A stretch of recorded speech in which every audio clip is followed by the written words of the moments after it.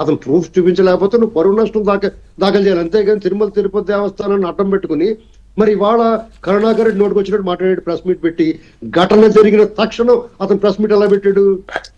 అలాగే రోజారెడ్డి ఏం మాట్లాడింది?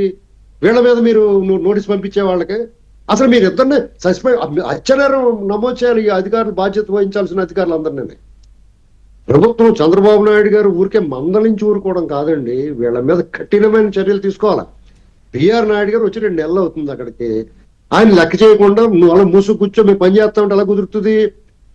ఒకవేళ ఈ ప్రభుత్వం ఊరుకున్నా మాలాటోళ్ళు ఊరుకోమండి, ఈదిలోకి ఈడిస్తాం. ఎందుకు ఊరుకుంటే తిరుమల తిరుపతి దేవస్థానం ప్రతిష్ట గురించి ఆలోచించి మేము మూసుకొని వచ్చాం. కొన్ని విషయాల్లో డెఫినెట్ గా తెలుగుదేశం ప్రభుత్వం వచ్చింది, ఈ కూటమి ప్రభుత్వం వచ్చిన తర్వాత కొన్ని మార్పులు ఉన్నాయి. వాళ్ళు కూడా సైలెంట్ గా ఉన్నారు. ఎక్కడికెక్కడ సక్రమంగా సాగింది, లడ్డు నాణ్యత పెరిగింది. ఆ దర్శనాల దగ్గర కూడా పాలు ఇలాంటి అందించడం కొన్ని సౌకర్యాలు మెరుగైనవి, డెఫినెట్ గా బాగున్నాయి. కానీ వీళ్ళ వ్యవహార శైలి ఏం మారలేదండి. ఎందుకంటే నేను చిన్న ఎగ్జాంపుల్ చెప్తాను. ఇది ఇప్పుడు నిన్న జరిగిన చావులు అవన్నీ దురదృష్టకర ఘటన, చంద్రబాబు గారు పవన్ కళ్యాణ్ గారికి స్పందించారు, కొన్ని చర్యలు తీసుకున్నారు. కానీ అక్కడ ఈ రకమైన మితిమీరిన వ్యవహారాల దాని గురించి చెప్పాలంటే ఏం జరుగుతుందంటే, ఇప్పుడు ఒక తెలుగుదేశం పార్టీ ఎమ్మెల్యే ఉంటాడు, వాళ్ళకి సిఫార్సు లేఖలు ఇస్తారు, వాళ్ళకి ఆ ప్రివిలేజ్ ఉంది. నువ్వు ఆ ప్రివిలేజ్ ఉన్నప్పుడు ఆ సిఫార్సు లేఖను నీ దగ్గరికి పట్టుకొచ్చినప్పుడు నువ్వు దాన్ని సింపాదలు పడతామేటి? నువ్వు లెక్కలేని దాని పెట్టి నువ్వు ఎవడో? అసలు హూ ఆర్ యూ? నేను అక్కడ పెట్టినాడు ఎవడో? ఆ పెట్టిన తర్వాత వాళ్ళకి మర్యాద గౌరవం, నేను ఎంత నమ్మకంతో మిమ్మల్ని పెట్టాను అక్కడ. చంద్రబాబు నాయుడు గారు లాంటి మనిషి ప్రమాణ స్వీకారం అయిన వెంటనే తిరుమల తిరుపతి దేవస్థానానికి వచ్చి దేవుణ్ణి దర్శనం చేసుకుని ప్రక్షాళన ఇక్కడి నుంచే మొదలు పెడతాం. బాధ్యత లేదా నీకు?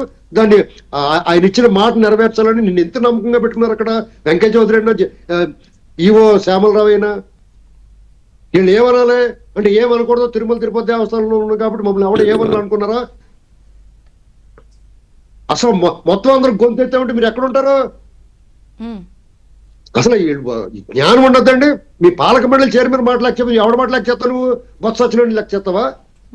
6 పంపించు, తెలుగుదేశం వాళ్ళు ఎవరన్నా పంపిస్తే లెటర్ బొత్స సత్యనారాయణ చెప్తే మొత్తం వాళ్ళ కుటుంబాలు జిల్లా మొత్తం తోసేస్తావు. అందులో ఈ రోజు కూడా వైకుంఠ ఏకాదశి దర్శనాలంటే మొత్తం సగం చాలా మంది వైసీపీ వాళ్ళు ఉన్నాయట, రోజా గారు వాళ్ళందరూ ఉన్నాయట ఇవాళ కూడా లిస్ట్ లో. ఇవాళ కూడా వీళ్ళు ఏం చేయాలండి? వీళ్ళందరినీ నేను అందులో చెప్తా ఉన్నాను, వీళ్ళందరూ కూడా అక్కడ మీకు టోటల్ ఎంప్లాయీస్ లిస్ట్ తీయండి. ఆ లిస్ట్ తీసి కులం తోకలు చూడండి, ఖచ్చితంగా చూడాలి. ఏ అనుమానం లేదు ఇందులో. ఈ రాష్ట్రంలో వెంకటేశ్వర స్వామి అందరూ వాడు, ఈ చెవిరెడ్డి మనుషులు ఎంతమంది, కరుణాకర్ రెడ్డి మనుషులు ఎంతమంది, ఆ ప్రసాదం కౌంటర్లోను పెద్దిరెడ్డి మనుషులు ఎంతమంది ఉన్నారు అనేటువంటి లెక్క చూసి వాళ్ళందరినీ మీరు రాష్ట్రంలో వాళ్ళు కొట్టకొట్టద్దు. కొంతమంది అన్నవరం, కొంతమంది సింహాచలం, కొంతమంది శ్రీకాకుళం, అలాగే అన్ని చోట్లకి పంపించండి.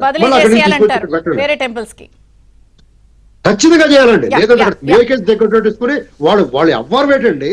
రాజ్యం వీరభోజుడు తిరుమల తిరుపతి దేవస్థానం వాళ్ళ సొంత జాగిర్లాగా, వాళ్ళ బాబు సొమ్ములాగా కోట్లాది మంది భక్తులు భక్తితో అక్కడికి వచ్చి ఒక్క సెకండ్ అది స్వామివారి దర్శనం చేసుకుందంటే భుజమే చేసి తోత గాడిద. మాట్లాడదాం.